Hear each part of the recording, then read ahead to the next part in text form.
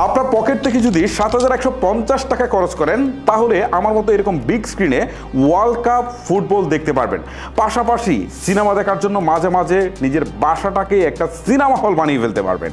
Hello everyone, কথা বলছিলাম লো বাজেটের একটা প্রজেক্টর নিয়ে, যার প্রাইস হচ্ছে ৭,১৫০ টাকা, আর এটার মডেল হচ্ছে ম্যাককিউব HY300 Pro Plus। এইটা একটা Android projector. So Android smart টিভির যে সুযোগ সুবিধাগুলো আছে মোটামুটি সবগুলাই কিন্তু আপনারা এই প্রজেক্টরে পেয়ে যাবেন। জিনিস ছোট হলে কি হবে বস, জাল কিন্তু আছে। শুরুতেই আপনাদেরকে বলি যে এই প্রজেক্টরটা আপনারা কোথা থেকে কিনতে পারবেন। এইটা কিনতে পারবেন কম্পিউটার ইম্পোর্টার থেকে। কম্পিউটার ইম্পোর্টারের phone number, email address, website, তাদের হচ্ছে ফেসবুক পেজ, সমস্ত অ্যাড্রেস আমি আমার ভিডিওর ডিসক্রিপশন বক্সে দিয়ে দিব। আপনারা সেইখান থেকে ক্লিক করে বা সরাসরি তাদের সাথে যোগাযোগ করে কিন্তু এটা কিনে ফেলতে পারবেন। আর হোম ডেলিভারিতেও কিন্তু তারা প্রোডাক্ট দিচ্ছে। সো আপনি বাংলাদেশের যে কোনো প্রান্তে থাকেন, কোনো সমস্যা নেই, আপনি যদি অনলাইনে অর্ডার করেন আপনার কাছে কিন্তু এটা পৌঁছে যাবে। সো চাইলে আপনারা তাদের সাইটটুকু ভিজিট করে আসতে পারেন। আচ্ছা, আমরা শুরুতেই দেখি যে বক্স কন্টেন্টে কী কী আছে। বক্স থেকে আমরা মোটামুটি সব কিছু বের করে ফেলেছি। প্রথমে আমরা প্রজেক্টরটা পেয়েছি, তারপর একটা অ্যাডাপ্টার পেয়েছি পাওয়ার দেওয়ার জন্য এটাকে, আর সাথে একটা রিমোট ছিল। এই হচ্ছে মূলত বক্সের মেইন কন্টেন্ট। চলেন আবার মূল রিভিউর দিকে যাই। আচ্ছা, মূল ভিডিওতে যাওয়ার আগে আরেকটা জিনিস আপনাদেরকে একটু নিশ্চিত করি, এই প্রজেক্টরটার সাথে কিন্তু 6 মাসের ওয়ারেন্টি আছে। সো 6 মাসের ভিতরে কোনো প্রবলেম হলে কম্পিউটার ইম্পোর্টারের সাথে যোগাযোগ করলে তারা কিন্তু আপনাদের এটা সলভ করে দিবে। চলেন আবার মূল ভিডিওতে যাই। শুরুতে আমরা এই প্রজেক্টরটির ডিজাইন অ্যান্ড বিল্ড কোয়ালিটি নিয়ে কথা বলি। প্রজেক্টরটি কিন্তু সম্পূর্ণ প্লাস্টিক বিল্ডের। তো প্লাস্টিক হলেও কিন্তু এটা যথেষ্ট সলিড, মানে দেখে আপনার মনে হবে না যে খুব সস্তা কোয়ালিটির একটা জিনিস। আর এই প্রজেক্টরটিকে একটা স্পটলাইটের মতো মনে হয়। ডিজাইনটা দেখেন, একদম একটা রাউন্ড শেপের একটা ডিজাইন, এবং সাইজেও কিন্তু বেশ ছোট, দেখে একটা স্পটলাইটের মতো অনেকে মনে করতে পারে। ওকে, আর এই প্রজেক্টরটি না আমার কাছে যে জিনিসটা সবচেয়ে বেশি ভালো লেগেছে সেটা হচ্ছে এটা সাইজে যেমন ছোট তেমনি কিন্তু খুবই লাইট ওয়েট, অর্থাৎ খুবই কম্প্যাক্ট। মানে আপনি ধরলে বুঝবেন না যে একটা প্রজেক্টর ধরে আছেন। নর্মালি প্রজেক্টরগুলো যেখানে 1-1.5 কেজি থেকে শুরু হয়, সেখানে মাত্র 300-350 বা 400 গ্রামের মধ্যে হচ্ছে এটার ওয়াইট।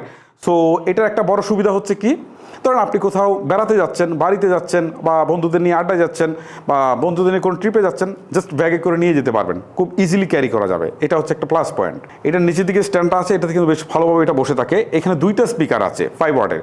সো স্পিকারটা কিন্তু যথেষ্ট লাউড আমার কাছে মনে হয়েছে। এই বাজেটে এর চেয়ে বেশি আমরা প্রত্যাশা করতে পারি না।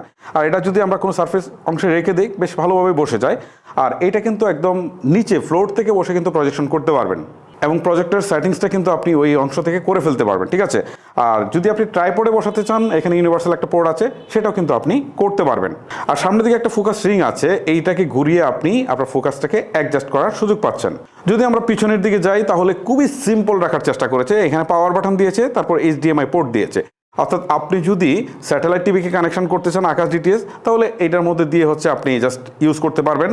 তাছাড়াও অনেকে আছে যারা হচ্ছে কম্পিউটারের মনিটর হিসাবে এটা ইউজ করবে, অর্থাৎ অনলাইন ক্লাস করাতে পারে, অনলাইন মিটিং হতে পারে, বা এই টাইপের কাজ যারা করবে তারাও কিন্তু এটাকে জাস্ট মনিটর হিসাবে ইউজ করতে পারে বিগ স্ক্রিনে। ওকে, তারপর হচ্ছে এখানে একটা USB পোর্ট আছে যেটা দিয়ে আপনি পেন ড্রাইভ ইউজ করতে পারবেন, অর্থাৎ আপনি পেন ড্রাইভে এনে আপনি কিন্তু এটা প্লে করতে পারবেন।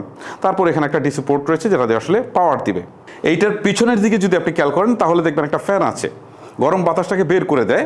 সো আমি দীর্ঘক্ষণ পর্যন্ত চালিয়েছি, একটানা প্রায় 2 ঘন্টার মতো চালিয়েছি, যে খুব বেশি হিট জেনারেট হয় কিনা। না, অতিরিক্ত হিট আসলে জেনারেট হয় না, যেটুকু হয় এটা আসলে সহনীয় মাত্রায়। আর ফ্যানের যে খুব বেশি নয়েজ আছে সেটাও কিন্তু না, যেটুকু নয়েজ আমি পেয়েছি এইটাও আসলে অ্যাডজাস্টেবল। এবারে প্রজেক্টর পিকচার কোয়ালিটি নিয়ে কথা বলি। এইটা হচ্ছে খুবই ইম্পর্টেন্ট। আসলে আমরা পিকচার কোয়ালিটি কেমন পাচ্ছি, এইটার পিকচার কোয়ালিটি আমার কাছে মোটামুটি যথেষ্ট ভালো লেগেছে, বিশেষ করে বাজেট হিসাবে। আমি যখন এটা প্লে করেছি তখন এটা আমার সাদা ওয়াল ছিল, সেই ওয়ালে প্লে করেছি, যথেষ্ট ভালো রেজাল্ট পেয়েছি। সো আপনি যদি প্রজেক্টরের স্ক্রিনে লাগান তাহলে আরেকটু বেটার রেজাল্ট পাবেন। আমার কাছে এখানে আমি যথেষ্ট ভালো রেজাল্ট পেয়েছি। প্রজেক্টরটির নেটিভ রেজুলেশন হচ্ছে 720p। সো রেজুলেশন যেহেতু কম আছে, সো শার্পনেসের কিছুটা ঘাটতি কিন্তু আপনি নোটিস করবেন। তবে স্ক্রিনটাকে যদি আপনি 80 ইঞ্চির মধ্যে রাখেন না, তাহলে খুব ভালো একটা রেজাল্ট পাবেন। 80, আমি 100 পর্যন্ত দেখলাম যে রেজাল্ট মোটামুটি ভালো পাওয়া যায়। 100-র বেশি, এটা 130 পর্যন্ত করতে পারবেন, বাট 100-র মধ্যে যদি আপনি রাখতে পারেন, 80 থেকে 100-র মধ্যে, তাহলে মোটামুটি ভালো একটা রেজাল্ট কিন্তু এখান থেকে পাওয়া যায়। যদি প্রজেক্টরটির ব্রাইটনেসের কথা বলি তাহলে এইটা হচ্ছে 260 ANSI লুমিনেন্স রয়েছে এতে। নর্মালি আমরা যখন রুমের সমস্ত লাইট বন্ধ করে যখন আমরা আসলে প্রজেক্টরটা চালু করে দেখছিলাম তখন কিন্তু ভালো রেজাল্ট পাওয়া যাচ্ছিল। বাট লাইট না মানে একটু ছোটো লাইট জ্বললেও কিন্তু তখন আর এই অবস্থাটা থাকে না। আপনারা হয়তো দেখেই বুঝতে পারছেন। দেখেন আমি কখনো লাইটটা জ্বালাচ্ছি, কখনো বন্ধ করছি। যখন লাইট জ্বলে, লাইটও আমার খুব বেশি না, এটা একটা এলইডি লাইট 5 ওয়াটের, এইটা জ্বালানোর পরেই খুব একটা দেখা যায় না। সো এইটা থেকে যদি আপনি বেটার আউটপুট চান তাহলে আমি আপনাকে বলবো যে রুমের সমস্ত লাইট অফ করে দিবেন। যতটা গুটগুটে অন্ধকার করতে পারবেন ততটাই আপনি রেজাল্ট পাবেন। প্রজেক্টরটির ল্যাম্প লাইফ হচ্ছে 30,000 ঘন্টা। এখন ভাই কথা হচ্ছে এই দামের প্রজেক্টর আমি যে কতদিন চালাবো জানি না। 30,000 ঘন্টা যাওয়ার আগেই তো আমার মনে হয় প্রজেক্টর শেষ হয়ে যাবে। যাই হোক, 30,000 ঘন্টা একটা হিউজ টাইম। আমি এটা দিয়ে আসলে ইউটিউব থেকে ভিডিও প্লে করছিলাম। যখন আমরা 720p ভিডিও দেখছিলাম তখন শার্পনেসের কিছুটা ঘাটতি ছিল। বাট আমি দেখলাম যে 4K-তে কী হয়। 4K-তে যাওয়ার পরে দেখলাম যে একদম আটকে গিয়েছে, নড়ছেই না, এমন একটা অবস্থা। পরবর্তীতে 2K দিলাম, একটু নড়ে আবার নড়ে না, এমন একটা অবস্থা। বাট আমি বেটার রেজাল্ট পেয়েছি 1080p-তে। 1080p-তে দেখলাম যে মোটামুটি ভালোভাবেই চলে, রেজলিউশনটাও ভালো থাকে। বাট সাপোর্ট যাই করুক, 1080p-তে আপনি বেটার রেজাল্ট পাবেন, এইটা বলতে পারি। এই প্রজেক্টরটিতে আপনি এক্সটার্নাল যদি স্পিকার ইউজ করতে চান, যেগুলো আসলে কেবল দিয়ে ইউজ করতে হয়, এখানে কিন্তু কেবলের সেই সুযোগটা নেই। বাট ব্লুটুথ দিয়ে ইউজ করতে পারবেন। এতে ব্লুটুথে 5.4 ভার্সন রয়েছে, আমরা কানেক্ট করেছি। মোটামুটি কানেকশনটা বেশ স্টেবল থাকে। আর এতে ডুয়েল ব্র্যান্ড ওয়াইফাই 6 রয়েছে। ভাই এটা আসলে খুব বেশি কাজের জিনিস না, এটা মনে হয় যে দেওয়ার জন্য দিয়েছে। যাই হোক, কানেকশন আমরা যেটুকু পেয়েছি মোটামুটি স্টেবল ছিল ওয়াইফাইয়ের কানেকশন। এটাতে ভাই আরেকটা জিনিস আছে, সেটা হচ্ছে স্ক্রিন ক্যাস্ট। অর্থাৎ আপনার স্মার্টফোনটাকে আপনি কিন্তু সরাসরি এখানে শেয়ার করতে পারবেন। অনেক সময় দেখা যায় যে অনলাইন ক্লাস, মিটিং বা এই টাইপের কোনো কাজের জন্য স্ক্রিনটাকে শেয়ার করার দরকার হয়, বাট এইটা সেটা দিয়ে করতে পারবেন। এটা হচ্ছে একটা প্লাস পয়েন্ট। এই প্রজেক্টরটি চলে হচ্ছে অ্যান্ড্রয়েড 14 দিয়ে। অর্থাৎ আপনি যদি এই প্রজেক্টরটা ইউজ করেন তাহলে স্মার্ট টিভিতে যেসব অ্যাপসগুলো আপনি ইউজ করতে পারেন এই প্রজেক্টরে কিন্তু সেগুলো ইউজ করতে পারেন। আপনি যখন যাবেন প্লে স্টোরে, তখন প্লে স্টোর থেকে আপনার ইচ্ছা মতো অ্যাপস ডাউনলোড করতে পারবেন। এখানে আবার অ্যাপ স্টোর থেকেও অ্যাপস ডাউনলোড করার সুযোগ আছে।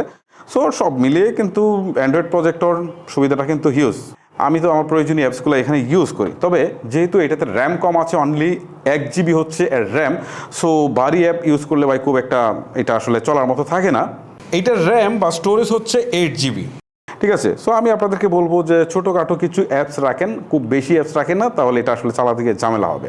যদি আমরা এর অপারেটিং সিস্টেমের কথা বলি তাহলে অপারেটিং সিস্টেম না খুব একটা স্মুথ ছিল না, মাঝে মাঝে একটু ল্যাগি একটা ভাব আমি পেয়েছি। সো আমরা আসলে এইখান থেকে খুব বেশি আসলে প্রত্যাশাও করতে পারি না, যেহেতু র্যামটাও কম আছে। এটার অপারেটিং সিস্টেম হয়তো বাংলা একদমই বুঝতে পারে না। সো আমি যে কারণে বললাম, ইউটিউবে যখন আমরা ভিডিও প্লে করছিলাম তখন বাংলা যে টেক্সটগুলো আসে, ঠিক আছে, সো এইগুলো দেখবেন কীরকম হয়ে আছে। আমি যখন দেখাচ্ছি আপনাদেরকে, আপনারা দেখেন বাংলাগুলো কিন্তু এখানে আসলে শো করে না। সো আমরা যখন ইউটিউবে ভিডিও দেখি বা অন্য কোনো প্ল্যাটফর্মে যাই তখন কিন্তু বাংলাগুলো সবসময় আসে, বাট এখানে কিন্তু সেটা বোঝা যায় না যে বাংলা কী আছে। সো গাইস, এতক্ষণ কিন্তু প্রজেক্টরটি ভালো মন্দ সব কিছুই আপনাদের সামনে তুলে ধরলাম। এখন প্রশ্ন হচ্ছে যে এই বাজেটের মধ্যে আসলে কেমন হচ্ছে প্রজেক্টরটি। যে প্রাইস রেঞ্জে এসেছে এইটা প্রশংসা করতেই হবে যে খুবই কম দামে আমরা এরকম একটা প্রজেক্টর পাচ্ছি। সো আপনার যদি মনে হয় যে সামনে ওয়ার্ল্ড কাপ আছে, ওয়ার্ল্ড কাপের জন্য এরকম একটা প্রজেক্টর সংগ্রহ করে রাখবেন, তাহলে আপনারা এটা সংগ্রহ করে রাখতে পারেন। ওয়ার্ল্ড কাপ শেষে আপনারা চাইলে যে কোনো সময়ে মুভি দেখেন, তখন এটাকে বাসায় বসে আপনারা এটাকে সিনেমা হল বানিয়ে মুভিও দেখতে পারেন। এ হচ্ছে মূলত বিষয়। গাইজ, ভিডিওটি লেন্দি করছি না, এখানে শেষ করছি। প্রজেক্টটি সম্পর্কে আপনার অভিমত আপনি চাইলে জানাতে পারেন। আজকের মতো আমি হিমেল বিদায় নিচ্ছি। আল্লাহ হাফেজ।